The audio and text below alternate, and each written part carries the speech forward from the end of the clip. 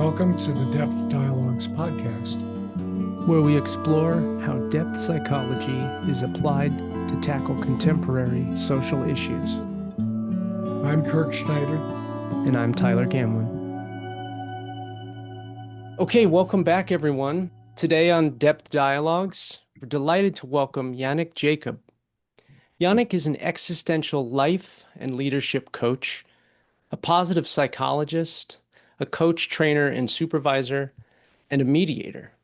He currently serves as the program director of the Accredited Certificate in Integrative Coaching at the School of Positive Transformation, where he has brought together many of the world's most influential coaches and pioneers.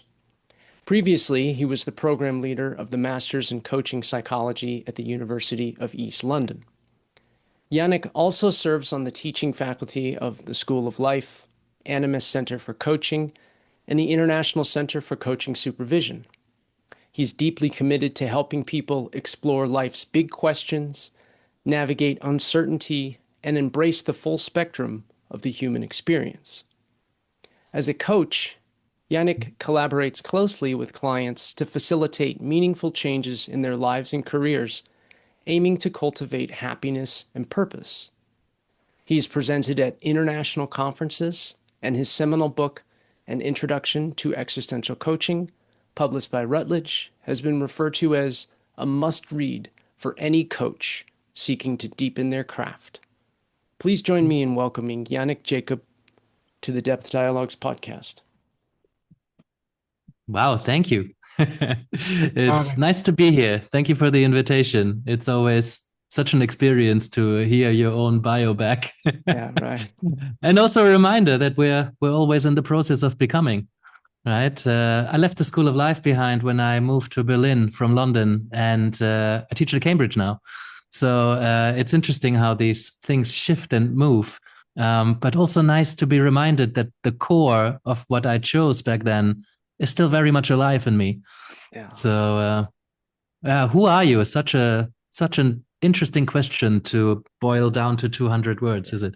Yes. Well, speaking of Yannick, again, warmest welcome to the podcast, to our connection here.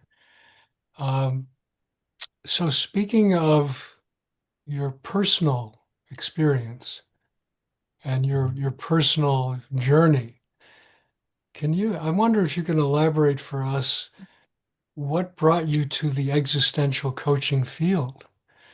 Were there any pivotal events in your life that moved you in that direction, that inspired you?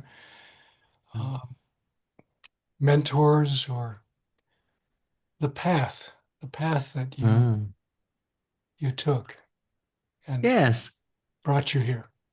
Mm-hmm. So it's interesting. I remember having a lecture back when I was a student of psychology on Sartre. And I remember the lecturer very well was this very dry Austrian guy who shall not be named. Because I'm not sure if it was about the lecture, but I remember nothing from that lecture other than having had it. So either he didn't connect with me or it didn't connect with me. Maybe it wasn't the right time. Which is interesting because at this time in university, a lot of people ask these questions that existential philosophers offer us, right? Who am I? What am I doing here? What shall I do with my life? What's a meaningful way of spending your time? As we are in the process of finding who we are and forming ourselves in significant ways, I think the existential philosophy is so pertinent. And yet it just went through me. It wasn't until I did a master's in positive psychology after that. I just kind of fell into the field because one of its pioneers happened to run the second master's in the world at the university where I was at. So I knew her, Ilona Bonneville. I knew her through the module in my third year, and I'm like, oh, this is the psychology of what's right with people. This is fascinating. It felt a bit rebellious. It was a bit different. It was new. Yeah. It was like it ticked so many boxes. And I had been interested in psychotherapy and counseling for some time because of the depth of the relationship and the trust that people place in you. I just the significance of the stories that you would get in touch with, the human experience that already had connected with me, right? Yeah. So I was curious about maybe becoming a psychotherapist or a counselor. Uh-huh. And then I fell into positive psychology, and then I got to know coaching through positive psychology, because the science and the practice of coaching and the science of positive psychology, they're such natural allies, right? They really work together quite well. And so initially I spent quite a bit of time in positive psychology, but then relatively quickly realized this is a little too positive, right? So not just the kind of people in that field, which many of them I love. I still consider that my academic family, right? But when it came to sitting down with people and talking about their life and helping them to navigate their experience and their careers and their lives, it felt there was something missing. It felt it didn't go deep and far enough, right? Lazarus in 2001, I think he wrote this article about, I think it was titled "Positive Psychology: A Movement Without Legs?" question mark. Yeah, interesting. And I thought that was so to the point of what I was experiencing at the time at the Masters in 2008. And so the first wave was in full swing. The second wave was just coming in. It's not all about positivity. And then colleagues at my university already set some foundations around Kate Hefferon, Ita Iftzan, Piers Worth not from the University of East London, Tim Lomas. They wrote a book called Second Wave Positive Psychology. They were inspired by Paul Wong, who's a friend and colleague of ours. May he rest in peace. Yes. And so Paul was the first that I had read during my positive psychology times that really build bridges between existentialism and positive psychology. And that really, those moments I'm sure you've experienced when you read someone and they speak from your heart and your mind, but you didn't quite have the words to put it like that. So that was my experience when I read Paul's work on second wave positive psychology. And then my colleagues at the very university I was then teaching later on, they had conceptualized some of these meeting points. So I felt very connected with that. And then there was actually Kirk and mentor of mine, Nash Popovich, who knew that I was interested in therapy and counseling, but also that I had gotten the coaching bug and that I felt a lot more authentic in the coaching practice. And I was looking for a way to train integratively, right? A combination of therapy and counseling and coaching. So something that kind of bridged the human experience. I wanted to work with a range of what the human experience offered. Yes. Because sometimes a high functioning leader has a big crisis and really feels in a big hole and, needs to ask some very deep questions and go on quite a depth exploration.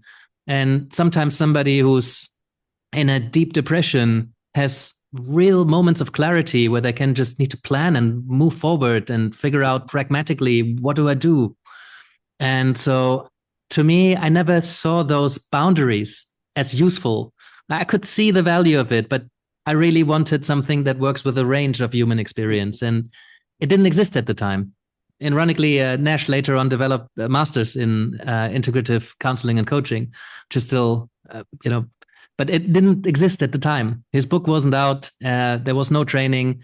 So then Nash was the one who told me that one of his students found a master's in existential coaching.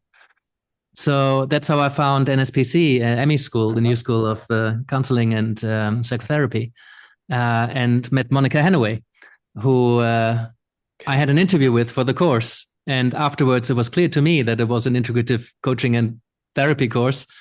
And then she said, "Oh, but you won't actually get a therapy qualification. This is a coaching course, right?" But because of the nature of the existential questions, there's just a depth to existential coaching that most coaching approaches don't really embody, right? Yes, so and so the boundaries are naturally blurred, and that's how I found my way into the existential school and approach.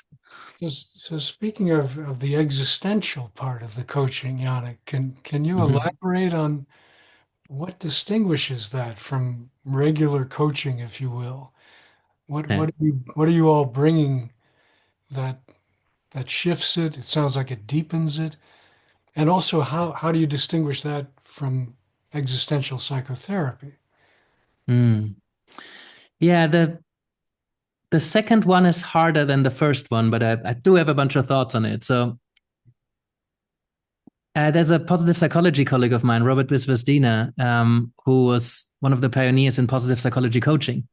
And I remember 10 years after he wrote his first book, he wrote a second, and it's changed quite a lot in his approach. And I remember him saying, well, at the core of positive psychology, it's coaching. It's just coaching, you know, Mhm. good positive psychology coaching at the foundation. It's coaching. It's holding space for someone, being curious, being authentic, right? Rogerian principles and conditions, um, listening, deep listening, not not claiming that you have any answers or that you know anything. So if you hold that kind of quality space, then it, what is the positive psychology in it? And you can ask the same thing about existentialism, right? At the core, it's just good coaching. And it's difficult to agree on what good coaching is, right? I believe in the facilitative kind of coaching. And depending on which culture you're in, coach me through it is still a thing that when people seek coaching, they expect some knowledge and some expertise and some Mhm. guidance, right? Which I would more put in the mentoring category.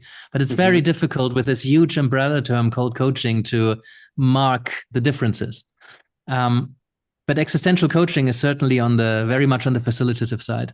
Mhm. It's holding space for people to figure something out in their own way, and it's based on existential principles. And one of those is very much everybody needs to figure things out in their own way. Any rules that we have, just imagined, Yeah. I mean, there's rules that exist, but we either choose to follow them or we make our own, right? So as long as we bear the consequences of our actions, we can really do whatever we want. So, based on the foundations of existential thought, right, that we cannot escape as part of the fabric of human experience, um, uncertainty and paradox and dilemma, endings, absurdity, isolation, meaning or meaninglessness, right? That's part of what we do. Freedom, having to make choices, getting to make Yeah. choices, all these tensions that work within us as human beings, just as a result of being in the world with other people. An existential coach will develop an ear for picking up people's relationship to these existential themes. Mhm. And it doesn't mean that the coach necessarily says, oh, seems like you have a particular relationship with death. And that's why, that's not Right. really what it's about. But when something sticks out, an existential coach might get curious. Oh, there seems to be something really interesting about your relationship with endings. You know, Yeah. I'm curious about that. And so, as an existential coach, you are likely to open somewhat more profound and more like deeper kind of doors into Mhm. conversations that have the potential to shift paradigms or lead to an exploration at a level of depth that maybe other coaching approaches might not, because they might jump to what's the solution? How do we get there? Be a bit more Yeah. pragmatic about it. So I think there's something about the ear of the Mhm. existential coach that we develop and that we hone. Similarly to a strength coach, will be able to pick up on strength at work when Mhm. somebody tells a story. They will spot, oh, there's a natural strength, there's a value around leadership, or there's a value around love and kindness, or there's, so similarly, an existential coach will develop that ear for people's experience across the existential dimensions. And this is Mhm. And for then we business. have the option to open it. Yes, and this is for business people as well as just everyday folks who are wanting some direction in their lives. Yeah, this goes across, it's people, right? That's what always attracted me to the practice, Mhm. because existential philosophy applies to everybody who's alive in the world with other people, Yeah.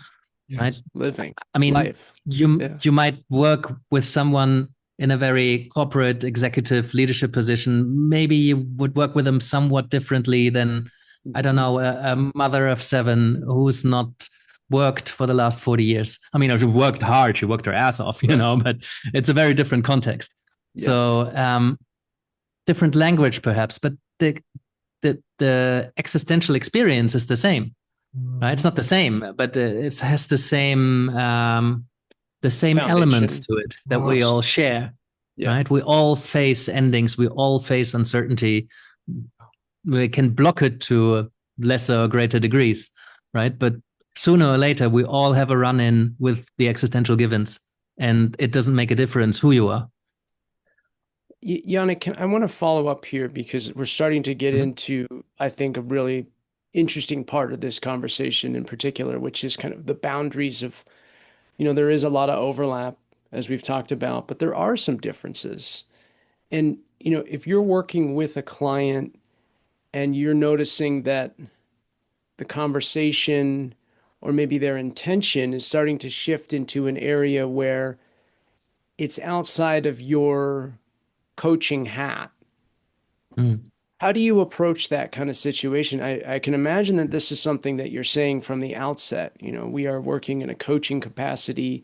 If you're having a mental health emergency, then there's, you know, X, Y, Z we need to focus on. But if they are coming to you and saying, you know, yes, this has been going well and this has been going well, but Yannick, I just really want to talk about how sad I am. And then they're kind of, you know, it's as if it's becoming a therapy session.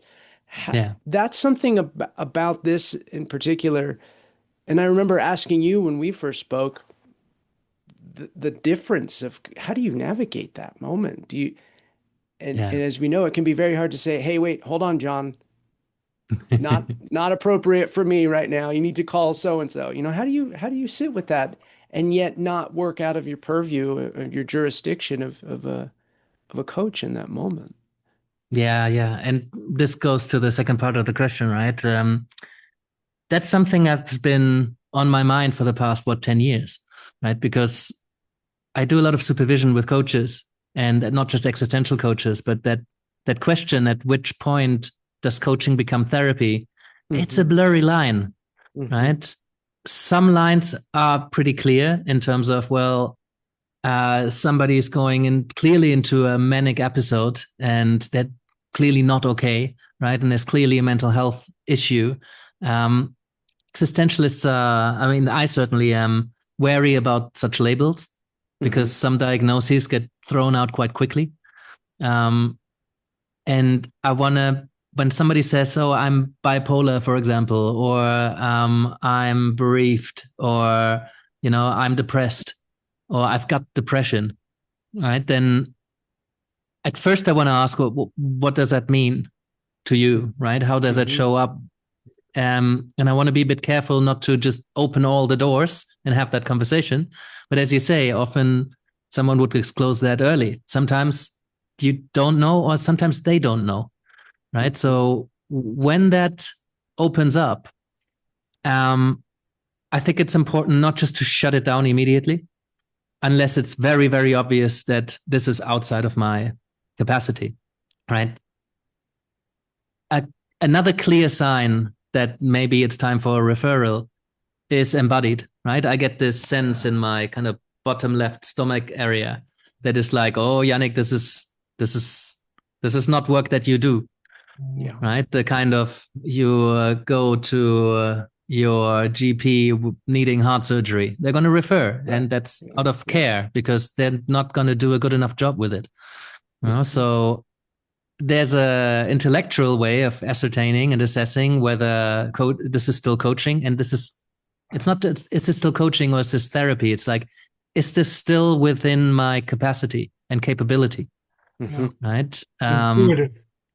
Exactly. So there's an intuitive way, and then there's an intellectual assessing way, right? Sometimes there's markers, and depending in which culture you are, for example, in the US, I would be a lot more careful if I was practicing in the US, because like you can get in real trouble, even if you feel very capable and the client would have very much benefited, and they've seemed quite resourced, you know, and they seem very well resourced to have a very deep conversation.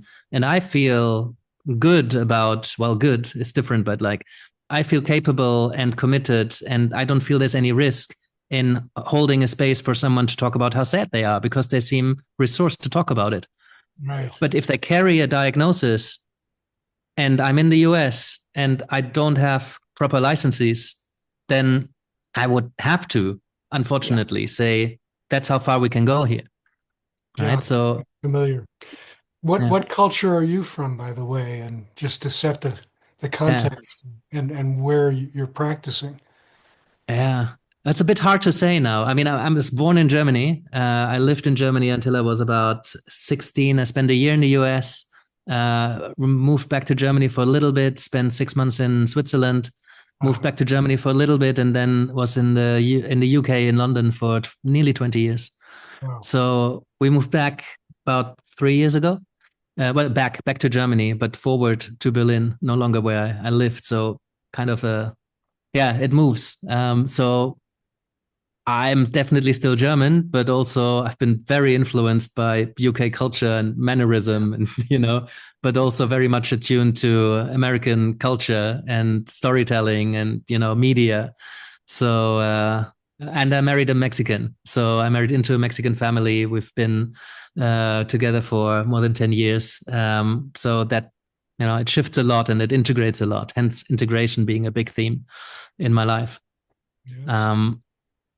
Yeah, and that's also what influencing this attitude towards when does coaching become therapy? Because existentially, we have to make choices about that. And those choices are influenced not just by how I feel about it, because if that was the only one, then there's a lot of very perhaps overly confident coaches who feel because of what they've lived through in their lives, they can now hold space for others to do that. And I think there's coaches with best intentions putting people at risk, right? So that's why I'm flying the flag for supervision, because it's very important coaches think about that, because the line between coaching and therapy becomes increasingly blurrier and blurrier and blurrier. And the cultural aspect, really important, as you bring. Yes. That's a really, culture. And especially given some of the conversation and the depth, even in a coaching capacity, I can imagine sitting with someone and talking about some of these harder things and how they show up in their life can be an intimate kind of conversation as well. And it may feel as though you have something akin to this therapeutic relationship where there could be a rupture. And if they start to go somewhere where it's like, let's talk about the full spectrum of life, and they may start talking about their anxiety related to their job performance, which, okay, let's keep going. How, without causing a kind of a rupture, but still being able to walk the line, you can talk about things as deep as you want while we're in this relationship, but if we go, here, and these kind of, it's kind of these, I'm imagining like a bowling lane with the little bumpers where, boundaries, you have this, right? Yeah, the free reign, but also, and the way that I imagine it in where I am in my work is it's always just, I always bring it back to, as a client, I want to ensure that they're receiving the best care. So if I'm choosing to not do something, obviously I don't want to, cross some ethical boundary in terms of practicing in a way that I'm not allowed. But I always bring it back to, well, I think in this case, it's worth you having someone that has more experience, or that, and it's not a rejection. It's not like, no, I'm not going to do that with you. Yes. Yeah, exactly. This is, you phrase it so beautifully, right? And I talk to coaching students a lot about this sort of thing. When the point comes when you realize I'm out of my depth or I'm out of my level of capacity, capability, then it's important to have that conversation with a focus on, look, I care so much that I'm letting this go, right? Because it's important for you that I stop going further here. Yes. We don't want to give this, you don't want to communicate this in a way that makes them feel abandoned. And as carefully as you communicate it, they might still feel abandoned. That's why it's such a sensitive conversation. And you mentioned earlier, like, oh, do you set this up in the beginning? And that's why the contracting part is such an important part of any coaching engagement, right? I cannot tell you exactly where that line is, so it can be difficult to communicate. But what I always say in some form or another is there might be a time when I feel this. I feel like maybe my bottom lower left stomach area says something, or I just noticed that it's probably in your best interest if we don't go further on this particular topic. And there's a line, I can't tell you exactly where the line is, but what you can trust me on is when we cross it or when we approach it, then I recognize it because I trained myself to recognize it. Mm-hmm. And I'm in regular supervision myself. I'm doing my reflective work. I'm very attuned to what's coming up for me as I'm being with you. And you can trust me that I'm going to say something when that moment happens. And then we can discuss it together. What would be the best way forward for you? Mm-hmm.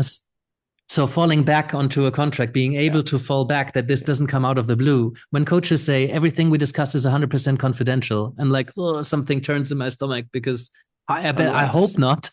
Because there are some boundaries. There are some things we cannot talk about. Or when you do talk about it, I will have to say something ethically, morally, and legally. It's not happened. It sounds very honest. There's a lot of honesty and authenticity. And I think clients, my experience is clients appreciate that. I mean, I can say it with a bit of tongue in cheek and with a bit of lightness, because in coaching it is very rare.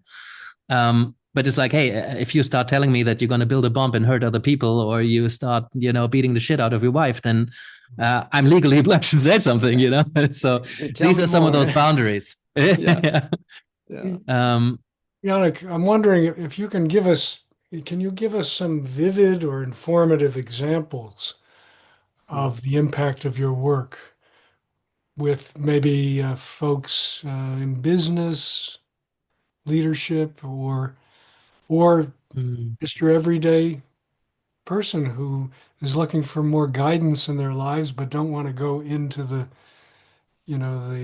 intensity, I guess, of a longer term psychotherapy. Yeah. Something what to choose from. Clients stand out. Yeah. So one client that comes to my mind that stands out, that I've talked about a number of times, is it felt really significant because if you just looked at this guy before and after coaching, if you just kind of looked at the circumstances of his life, nothing changed as a result of 6 sessions of coaching. But internally, everything changed. Like he was barely able to look at the building going into work. And when he would come back from work, he would just like rip the mask off, and kind of be himself again. And it was painful, the existence at the job. And so we looked at that experience, but then we also explored, what would it take? What options are there? He felt very stuck, but he wasn't stuck. Like just tuning into, well, if you did, but if you did, if you did it anyway, what would be your options? And then he actually allowed himself to start thinking about alternatives, and they were all painful and uncertain, right? Question was it more painful or less painful than what he's experiencing now? And in my mind, I was certain he just needs to go and quit and, muster the courage to leave a familiar, terrible place. But in the end, he chose the certainty, the devil he knows, But so internally, I was a bit disappointed because I was still kind of young and passionate about people making courageous choices and thinking, oh, but the existential way is the way. And you need to, go and live it all and, take risks. And that's how you get the most out of life. Right. But some people don't want to get the most out of life. They just want things to stay relatively stable. And so in the end, he chose not to change the job and not to take the uncertainty and the risk, not to go out in the wild sea and stay in the safe but uncomfortable haven. That was the job that he didn't like. But his experience changed a lot going into the job because now he chose to be there. And before it felt like he was thrown into it and he didn't have options. It was an existential choice. Exactly. That was pivotal, it sounds like. terms of And his these, attitude. yeah, and these little moments, they happen a lot when just a small reframe from a coach, such as, so you're choosing to stay. You know, some people go like, oh, I, I, I, I, I want to argue with this, but I recognize in that moment, I do choose to stay and I do have options. I just don't like the options. Yeah. That can be a very challenging moment because that realization that I'm choosing my own pain to some degree, right? Some pain is thrown onto you, and I don't want to take that away. I'm not one of those people, NLP, who's like, you choose everything that is causing pain and any pain is your responsibility. No, there's some stuff that happens to you, but there's a lot more freedom that people don't really recognize, right? The living in bad faith, not choosing not to see the Satrian, not choosing to see that you have choices and taking responsibility is something that people don't like. Some people wear it as a badge of honor, responsibility, and they take it. And other people want to push it as far away from themselves as possible. Yes. And when we look at the leadership condition, it's very interesting because a lot of leaders take responsibility and they bathe in it, right? They like it. But a lot of leaders are thrown into a leadership position, just as we are thrown into this human existence, because that's just a path of promotion. And there's so many people in leadership positions who are so good at their craft, but now they're managing people and they don't like that at all. But you're not going to demote yourself. You got used to a certain lifestyle. You're not going to say no to so much more money. You know, so there's all of these no-brainers that you can actually choose to think about. It's like, what would it be like to demote yourself and choose less money for the job you had before? So, but I can't do that. Tell me why.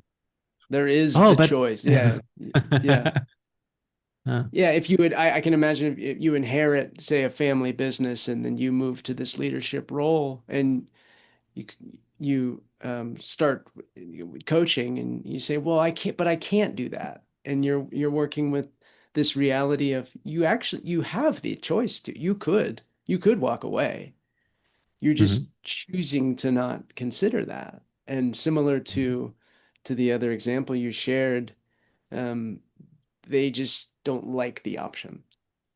Yeah. What else is going to change about this, right? Yeah. Sorry. Hold on. No, because this just opens a really important door, I think, because first I thought about a client that I've been working with who it's a very grim situation professionally, because the company he works in is probably going to go bust sooner or later. And he didn't get out in time. That means he doesn't have a good track record of his work. He doesn't have a good portfolio. So it's very, very hard to find a job in his industry because they tend to look at your portfolio.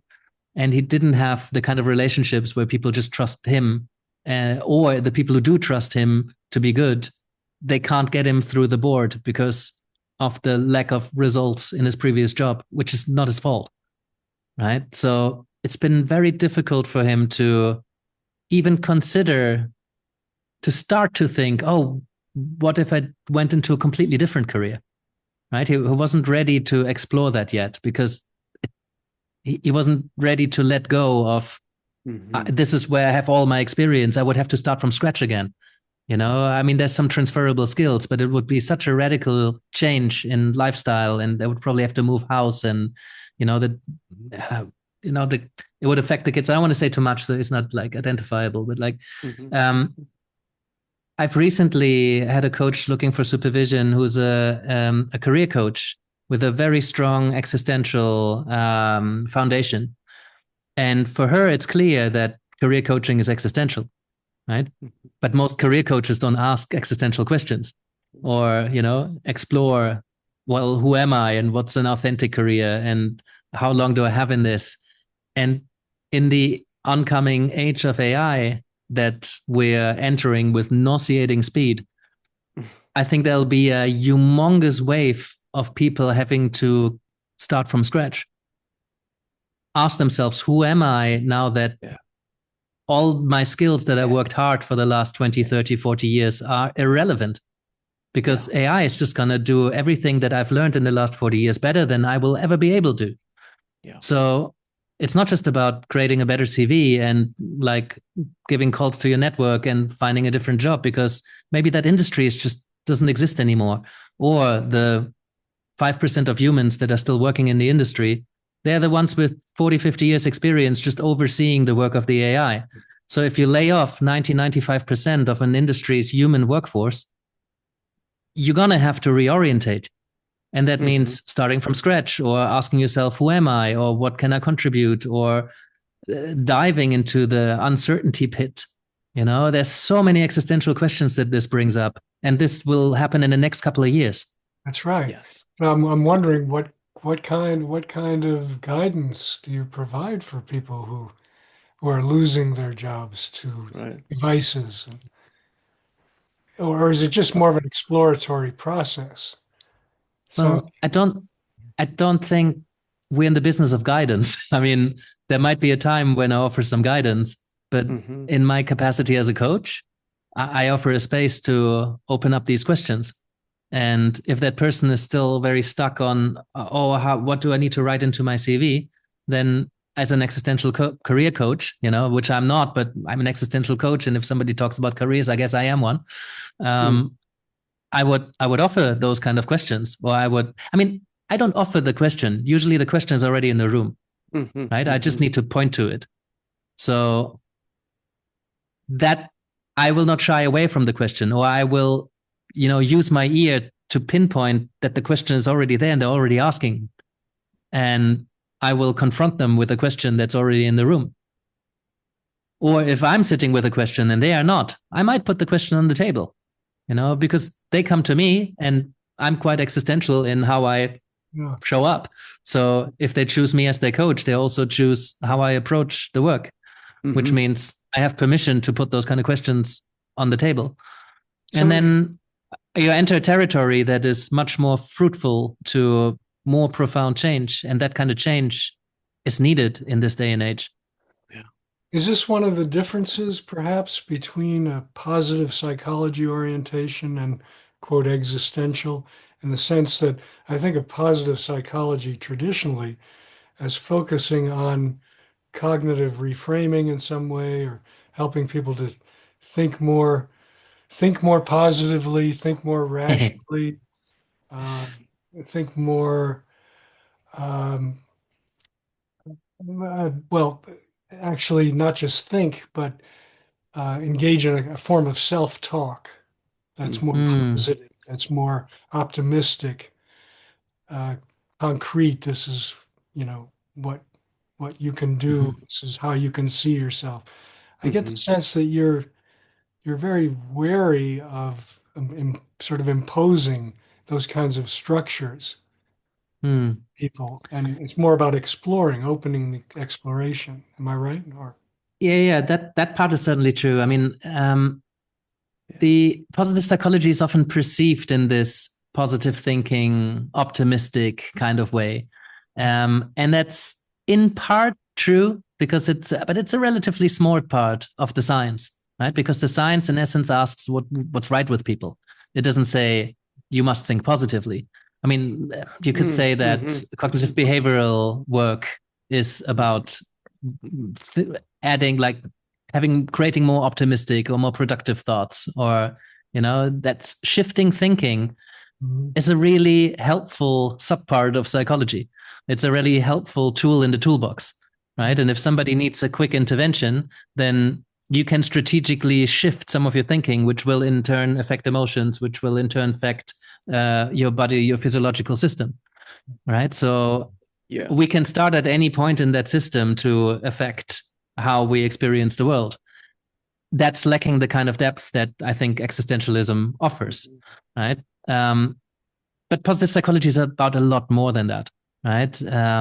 Because we also study positive emotions, and we also study positive groups. We also study hope, and we study resilience. And so positive, as Martin Seligman, the godfather of positive psychology, if you will, is a self-proclaimed grouch, went through periods of depression and is really not a very cheerful guy.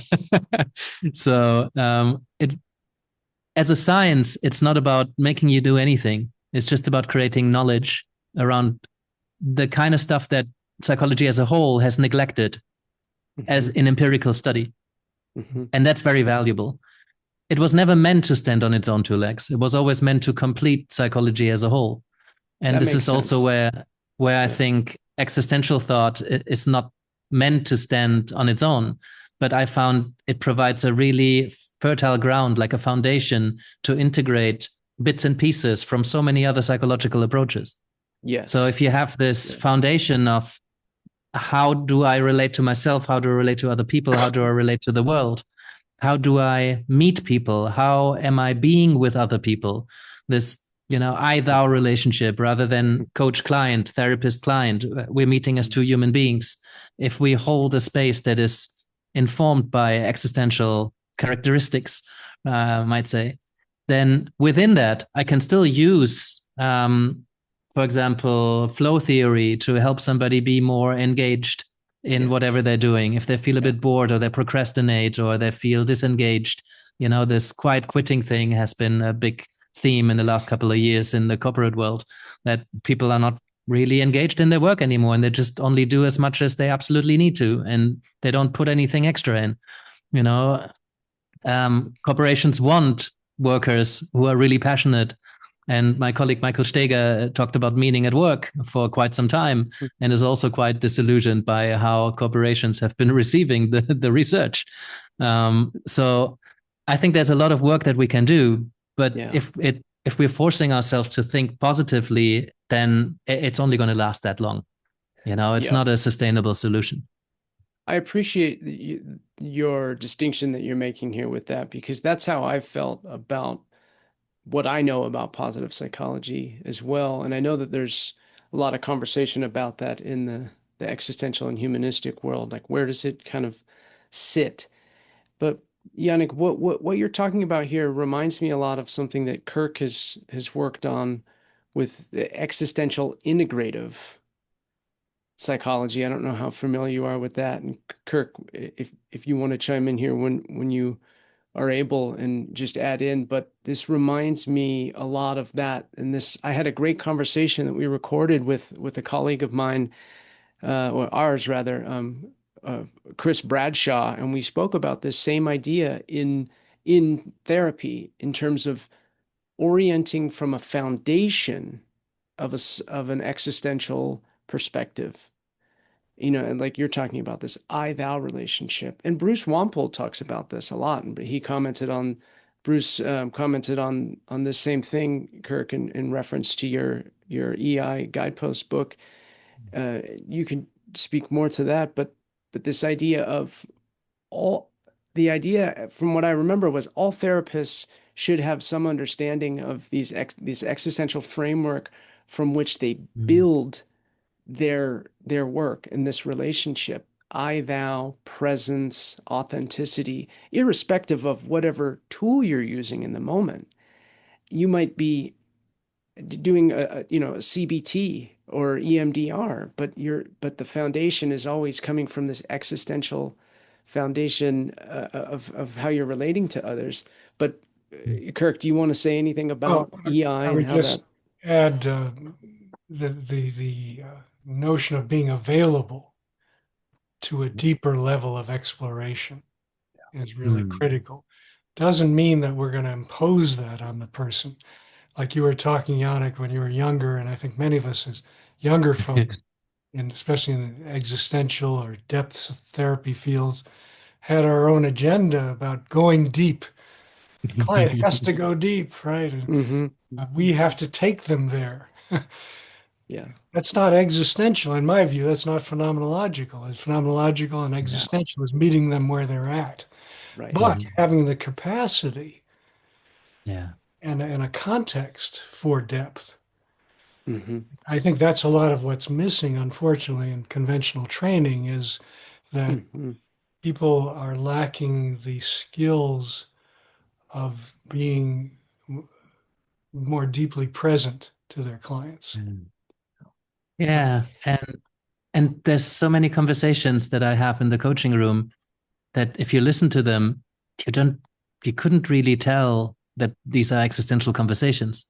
Like I hear all the reference points to existential philosophy. I can, there's something that operates in the background that kind of notices some opening, but it's not my place to open all of that up, as you say, right? But there's the capacity for it. And if something keeps coming back, then I'll acknowledge it, right?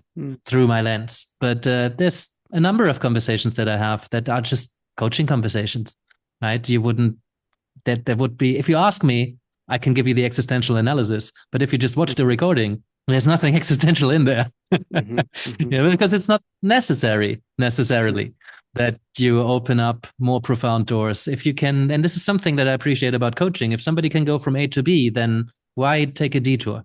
Right. Yeah.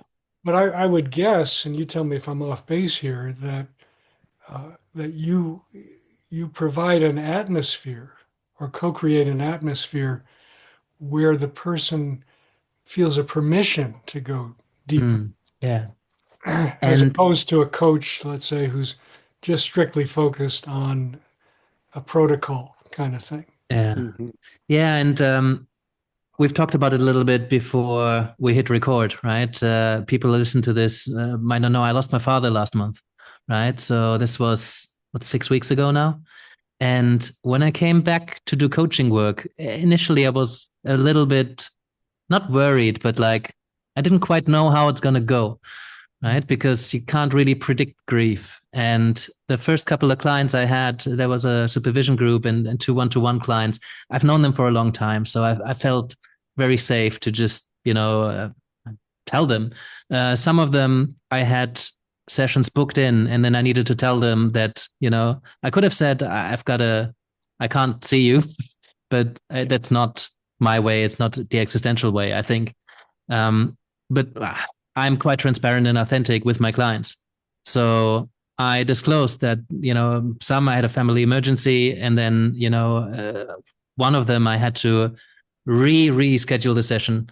And, when I reconnected with them, I disclosed that, I lost my father and that he's passed and that I was out of work, because I felt there needs to be a bit more of an explanation if I'm not working for like 4 to 6 weeks, right? So one client came on and there was just so much happening with him that I didn't need to, right? They were just in their world and that was okay. But generally, I've disclosed it. And just by showing up human, it opened a lot of doors into conversations around endings and loss and time, right? So by me acknowledging without taking the attention to me, but just we're related, we're in relationship, and most of my clients are quite sensitive and aware. They will notice that there's something different around me, or maybe that they say something and there's maybe a little wave, and I'm quite good at keeping things in my box, but a perceptive person will still pick up on something.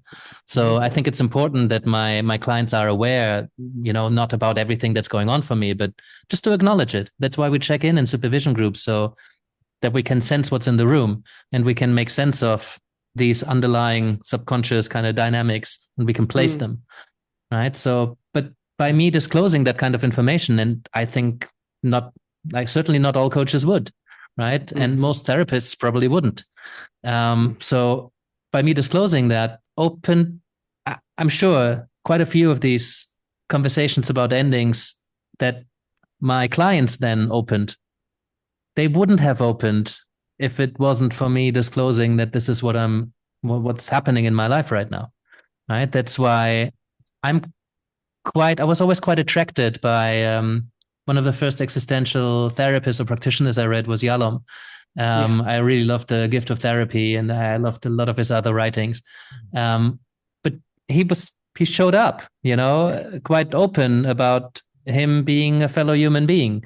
And I always really appreciated that, because it creates this relationship at eye level that I can't count the amount of times when I just shared something about how are you? And rather than saying good and you, I honor the question and I tell someone how I am. And that so often just opens something up, because they resonate with what we're saying. And then something resonates, and then something really important comes up that otherwise we wouldn't have talked about. And this brings up really the difference between an experiential contact Mhm. and a more, uh, what would you say, professionalized or Mm, objectivized, I guess, mhm, objectivized type of relationship. So you're, what I hear and feel from you is that you bring an experiential dimension to your work, mhm, that is even touches on maybe the pre-verbal, what we'd call the pre-verbal kinesthetic, the mhm, embodied, the energetic elements, mhm. not Yeah. only the verbal. Oh, yeah. Well, it's just one layer of communication, right? I think if we are unaware of what all the other bits that are being communicated, we are missing out on a lot of connection potential. Yeah. But also, don't get me wrong. My wife is trained as a Lacanian psychoanalyst, and like, Awesome. she would never share that she's lost a family member to a patient, right? That's just no. And I get the perspective. We talked about it at length, right? If you show up human to human, you're closing the door to working with all the projections, right? Not all of them, right? Obviously, there's always projections. Right. But if you show up as a professional canvas, right, Mhm. for the client or patient to project things onto, if they think that you're a certain kind of person, it says more about them than about you because they don't actually know anything about you. Mhm. And so, as soon as you disclose, as soon as they actually know something about you because you show up like that, then you Mhm. cannot work in that way anymore, Mhm. at least not well. So doors opening, doors closing. Like, I don't think there's necessarily a better way. It's just I like this way more. It feels more authentic. It feels more human. Yeah. I like the quality of relationship that this offers. It Yeah. makes some things more complex, but other things easier. I don't know. Mhm. I like it more. I connect with it more. But I don't want to look down on the way of working in which you're just wearing plain clothes and you reveal nothing about your life. I get it, you know. Mhm. Yeah, it's definitely a different approach, and I'm with you, Yannick, on the Yalom's writing and his approach to sharing parts of his life, and I think the best of us will consider, is this about me or my client in this moment? Am I sharing this because I want to say it? Am I Hmm. lonely? Do I want someone to talk to? Or am Yeah. I sharing that I also went through loss because my client doesn't have anyone else that they're able to relate to? And this could possibly be a bridge for them to see, oh, there is hope. For my Feel- therapist to also say, I lost so and so also, and it was difficult, and I still think about it, and I can genuinely understand where you are And I'm in still that here. sense of yes, and I'm still here. Yeah. And this Yeah. starts to to touch on something that I want to bring up here, and with the podcast Depth Dialogues is part of the organization that Kirk and I have called the Core of Depth Healers, and we're really focusing on emotionally restorative relationships. This is where an individual feels seen and heard, and it gets at the root of their problems. Mhm. And you're talking about authentic relationships in this coaching environment. And I'm curious if you can talk more about that, and seeing the coach and the client, as well as the client and the community, and how something like emotionally restorative relationships may be part of the work that you do. It sounds like that's definitely the case with you talking about what you would be comfortable disclosing, which, as we know, can be a very valuable tool. When you say the client and their community, what do you mean? Well, something I'm interested in, I think about a lot, is there's the work that you can do in the room, in the Mhm. virtual room or in the room. You can work through rupture, you can have a successful therapy. And there's two things I consider that are happening with the client as well. How effective is this therapy, and what is it doing for the individual in their life outside of our work? Hmm. Are things that they're learning in our work in the here and now, in any sort of realizations or insights that they're having, what effect is that having on their life? And after we finish, after termination, how applicable is the Yeah. work that we did in terms of, say, interpersonal? Yeah. Is Yeah. that actually having an impact in their life after therapy? So that's Yeah. by community, really, it's their other relationships. So if you and I Yeah. worked together for 6 months and we had a successful course of therapy, as you could, call it, oh, it went well. There was things that we worked through, and ultimately there was a positive outcome. My question then is, what is Yannick doing with that in his life afterward? Were those same realizations in the interpersonal Yeah. sense still having an effect? Because when I think about emotionally restorative relationships, as we know, there's so much that we can do in the room and that the client is picking up on or learning. Hmm. But the impact long term, ultimately, the question is the client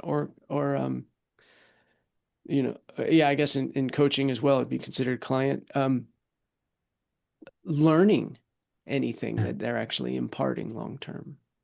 Yeah, Tyler, that makes perfect sense. I thought that's where we were going. Yeah.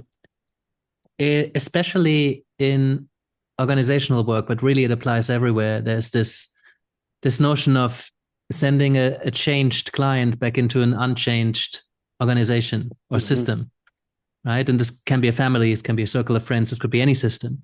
But how often do I have a coach in supervision who says, "Oh, I picked up on all of these themes in the system, and it's so frustrating because this person is really they get it, but they go back into their workplace or they go back into their family, and it's just they get drawn back into old patterns.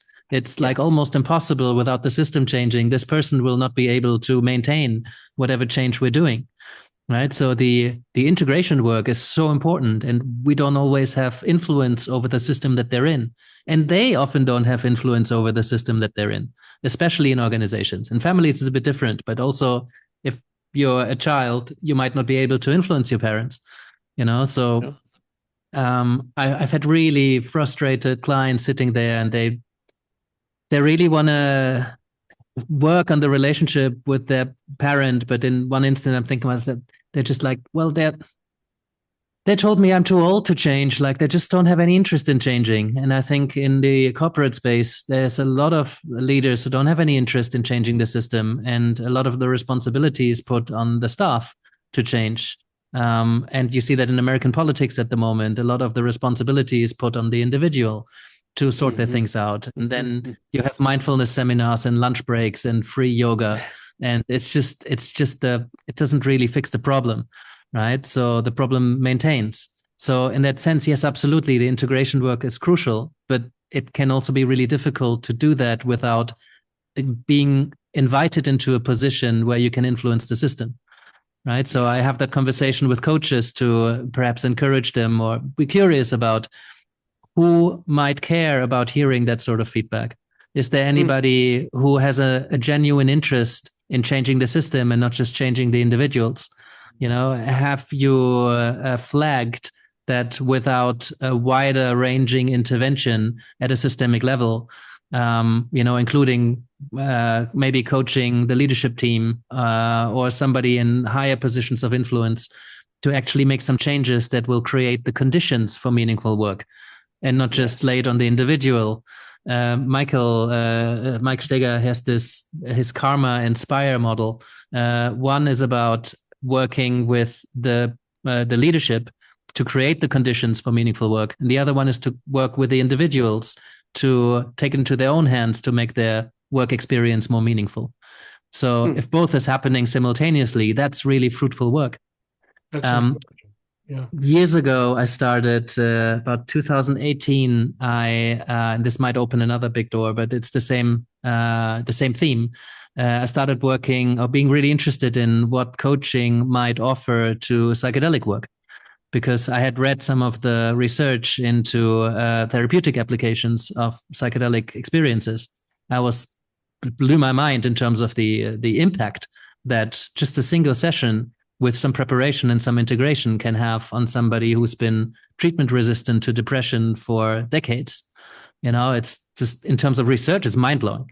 So I'm like, ooh, my positive psychology lens and my coaching lens got activated, and thought, well, there's so much for this work to offer to people who are not clinically ill or considered clinically ill, right? What about all the people who just look for growth and learning and insight, right? The people who are resourceful and generally whole, but they seek greater understanding of self and the world.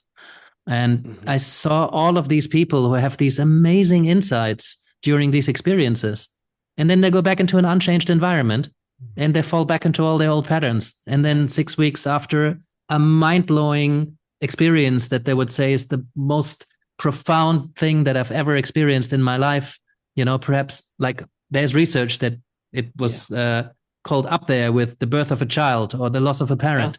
Oh, right. So to be up there with those kind of experiences is like, there's quite something. And then to just waste that because you're going into an unchanged environment and you don't do the integration work. Like, okay, now I'm a changed person and I had this massive, profound insight. What do I actually do with that? How can I weave that into my life? How am I going to show up differently? What are new practices and habits I want to create on that basis? What are the conversations I need to have with people who care about me to explain to them that I'm changed now, and so that you can maintain the change? That's the integration work, I think, that you're talking about, that when you go back into your community, you need to figure out how to weave the change into the rest of the system. That's right. And actually, this is a point that we really pursue with the core of depth healers. This overarching vision of promoting emotionally restorative relationships. In other words, mobilizing folks such as yourself, people in the helping professions, to promote spaces where people can feel heard and seen, and that get at the roots of their problems, that there are things that we can do as well. So one of my questions for you is, it looked like in your work you try to make it as accessible and affordable as possible to as many people as possible. I think that's an interesting piece that we can bring, at least devoting a fraction of our practice to making it affordable to those who are underserved, because a lot of people could benefit from your existential coaching. Another piece that I've kind of written about, thought about, is why couldn't we have weekly meetings in many corporations that are run by folks such as yourself, who open up questions about the meaning of their work?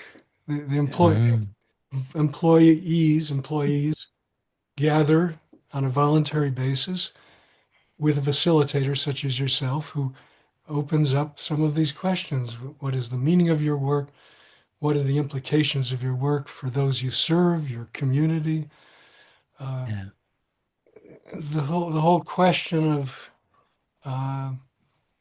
existential fulfillment, I guess, and opening those questions up at the work site. What are your thoughts about that?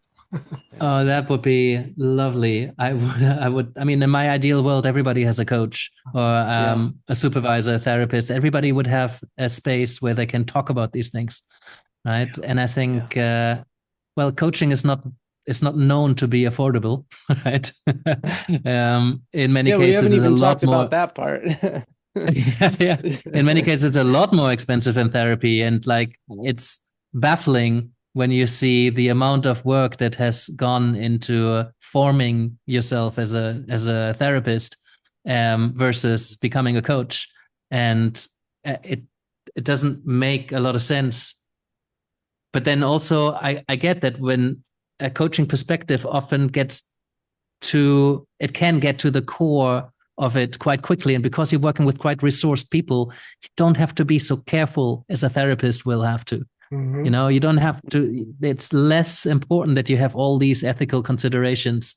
I mean, it's important, but if somebody's not so vulnerable, you can be more bold. And when you make a mistake, often the worst case scenario when you work with somebody who's resourced is they're just not going to come back, or they're not going to pay you, or they'll just fuck off, and you never see them again. But you're not actually going to do real damage, right? So I think there's a big difference.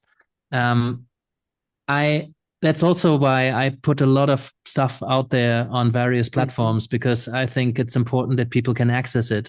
And when I started working for the School of Life, I really appreciated their approach, because I saw some of the products and some of the courses and the conference, and they seemed very expensive, right? Their counseling offering is also quite pricey, right? But at the same time, they put so much free stuff out there that, you can access it. There's so much knowledge that you can access. I really like Tim Ferriss, for example, and he puts so much stuff out there for free. But then when he prices something, it's at a premium. And I'm like, I get that. And especially since becoming a parent, I'm like, I was really concerned about charging higher fees. And then I became a parent and I realized, oh, my time is actually really valuable. Yeah. Right? This is why. That's why. Yeah. So it's a bit tricky, because when I work with other coaches, I have a lot of offerings. I have a lot of stuff for free. I have a lot of stuff at very small fees. Like there's the book that is very affordable. There's supervision groups that are much more affordable. We run this coaching lab once a month. There's a coaching cabinet every third Tuesday that is free. The coaching cabinet, the coaching lab is like £20 a month or something like that. Like you can really get involved and learn. But one-to-one, I charge fairly high rates, right? Yeah. Because that I'm good with that.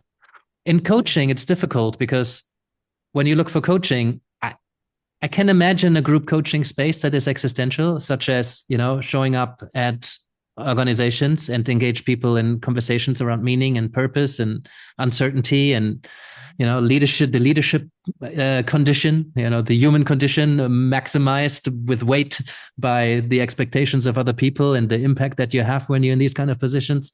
I think that would be really valuable spaces to hold, right? But I think in organizations particularly, there's a lot of concern around showing up human/vulnerable, right? When you show up as you really are and you share what you really think and what really concerns you, you then show up real, but also then people have, you make yourself vulnerable, you make yourself attackable, or if you have doubts, then people hear about it, or if they feel that you're struggling with meaning, then you cannot pretend that this is the most purposeful job and you should really be promoted. Yes. There have to be some confidentiality clause, I think. Yeah.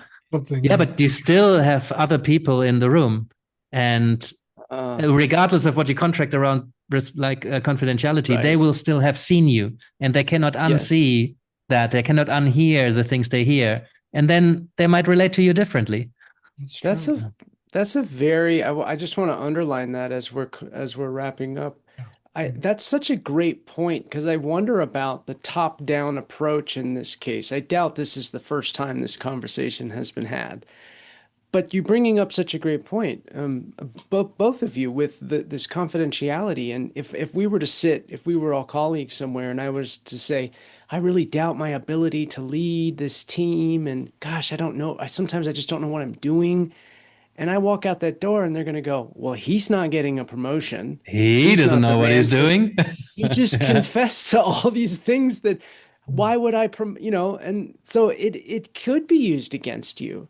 So maybe the format isn't group. Maybe it's having a facilitator come in and you're doing one-on-one sessions, or in a group setting, there's a certain type of conversation that's occurring, and it's not as kind of free flowing and vulnerable. But there was a time I've done barriers. There was a time I've done quite a lot of mediations, and still every now and then I facilitate mediation through like an existential therapeutic perspective, where you really try to get to the core of what the conflict is. But I think the model lends itself, because in that model, you open up a space as a group, but then you speak to every member or every party of that conflict individually. And then at some point, when the mediator has a sense of it's a good time to get us back together, then you could have that sort of group, right? Because if I talk to each of these team members individually and they all give me the same theme, I can bring them together and open it up.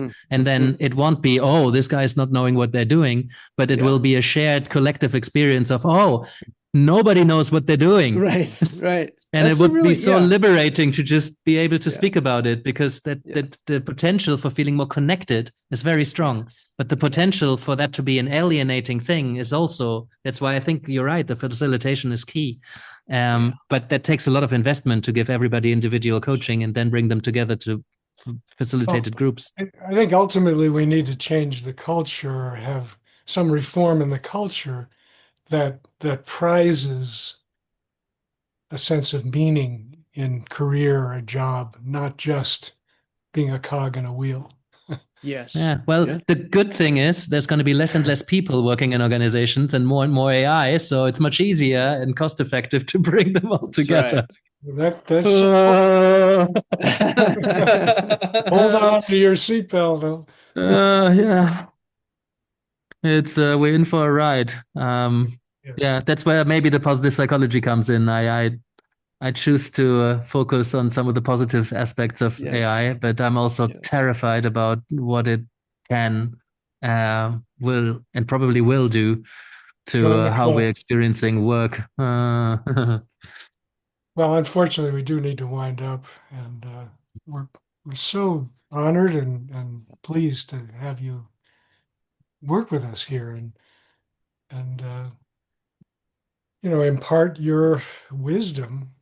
I feel it's wisdom that you bring to this field, and it's an emerging field, and you're one of the pioneers. So, thanks so much, Yannick. Thank you. I appreciate that, Kirk, very much. Thank you so much. It's a privilege to be here, and I know I value your audience, right? Because I imagine, I don't know them, right? But I imagine, I know some of them, and I imagine that the collective of the listenership will be quite connected with what you both are bringing to the field. And so I appreciate the opportunity to talk to everybody who's been listening. Thank you for your attention. And I always say, if any of it resonates, make it swing, right? Yes. So I love it. If it swings back to me or it swings out there, just, amplify what you've been experiencing these past hour and a little bit, and have a conversation with someone or act on it, make it swing. Beautiful. Thank you so much, Yannick. Good note.